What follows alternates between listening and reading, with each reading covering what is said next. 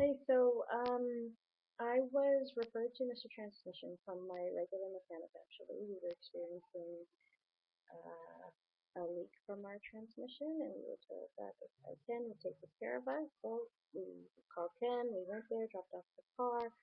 He gave us details about what was going along the way, answered all of our questions, treated us royally. So we're very pleased with the care he took of us and of our vehicle. And I would definitely refer you guys to family and friends. Thanks.